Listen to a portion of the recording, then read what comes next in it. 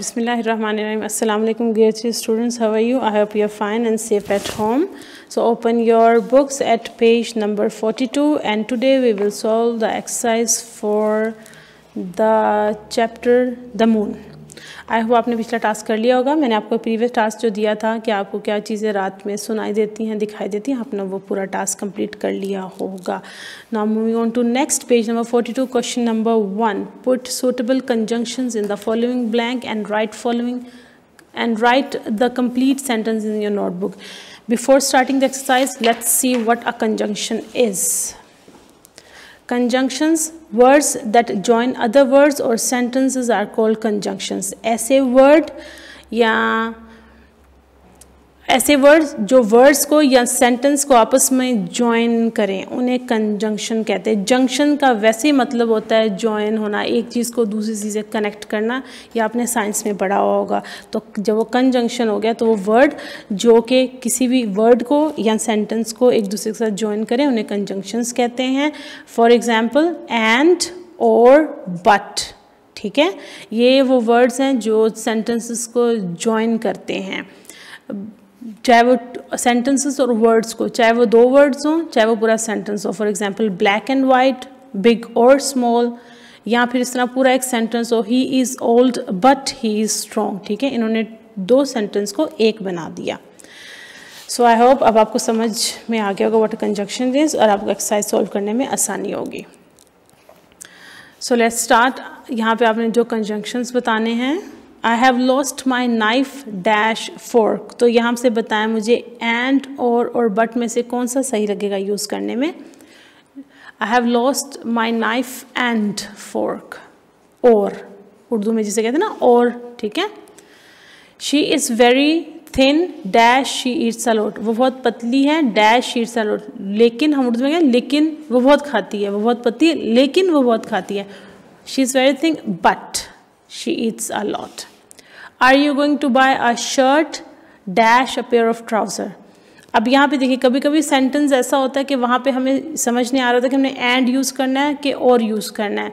वो रॉन्ग नहीं हो सकते हैं, वो सेंटेंस की मुनासबत से आपने उसे यूज़ करना है। कभी एंड यानी कि उर्दू वाला और लगेगा, और कभी या और ओ आर इंग्लिश वाला और, जिसका उर्दू में कहते हैं ये ख़रीदना है या ये ख़रीदना है। तो यहाँ पे जो हमारा सेंटेंस है वो पूछे हैं कि आप shirt dash a pair of trouser खरीद रहे हो, आप shirt and a pair of trouser खरीदना चाहते हो या शर्ट और अ पेयर ऑफ ट्राउज़र, तो वे दोनों ही हो सकते हैं। तो आप इस पर यहाँ पे दोनों लिखेंगे एंड स्लैश और, ठीक है, क्योंकि दोनों यूज़ कर सकते हैं। It depends upon how the sentence is going to be used.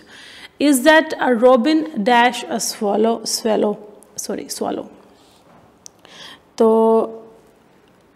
यहाँ पे क्या होगा, ये भी सवाल है फिर से, लेकिन इस पर भी है कि आप और या एंड का इस्तेमाल कर लेते हैं, लेकिन यहाँ पे आप और ज़्यादा सही रहेगा क्योंकि ये क्वेश्चन पूछ रहा है ना। तो यहाँ पे जब क्वेश्चन पूछा तो उसमें डेफिनेटली और आएगा, क्योंकि एक ही चीज़ है तो पूछे ये है कि ये है।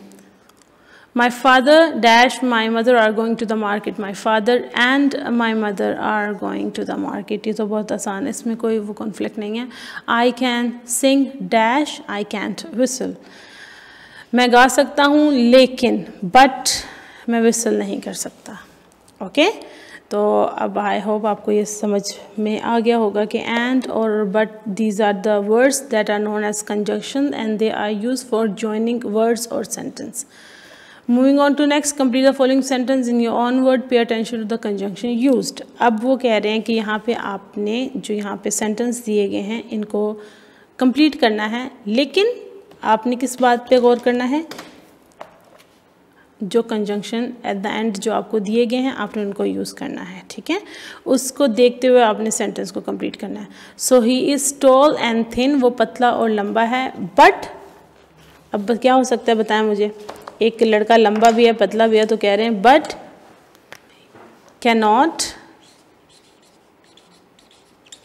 स्क्वीज़, मैं आपका हाफ सेंटेंस यहाँ पे लिखी, can not squeeze under the table, okay,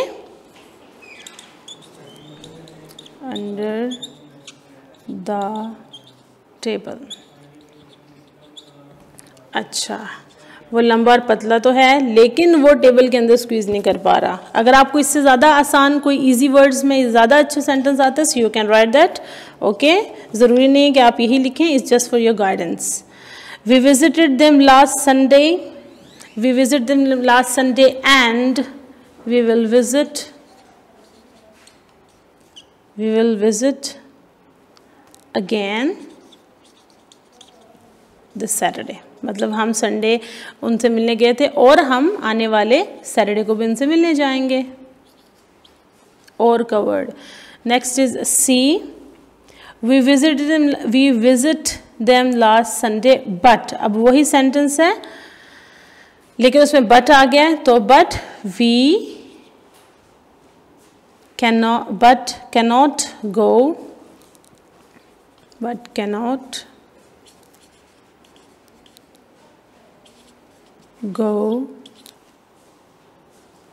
next Sunday। इसमें बट में देखें एंड में सेंटेंस बिल्कुल चेंज हो गया था।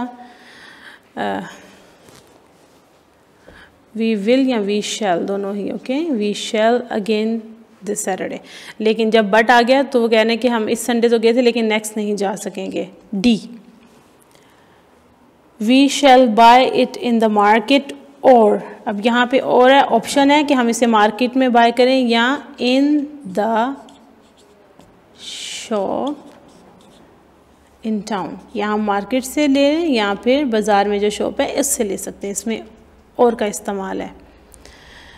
We shall buy it in the market, अब एक ही सेंटेंस को उन्होंने तीनों कंजंक्शंस के लिए यूज़ किया हुआ है, पहले और के लिए, अब and sell it for profit. अब उन्होंने कहा हम इसे मार्केट से ख़रीदेंगे और इसे अपने प्रॉफिट के लिए सेल कर देंगे। अब नेक्स्ट वाला जो है वो है बट के लिए, we can buy it in the market but it will be expensive, हम मार्केट से ख़रीद तो सकते हैं लेकिन वो एक्सपेंसिव होगा, it will be expensive, okay. तो आपने इस एक्सरसाइज को अपनी बुक में, अपनी टेक्स्ट बुक में इसे इस तरह से सॉल्व करना है।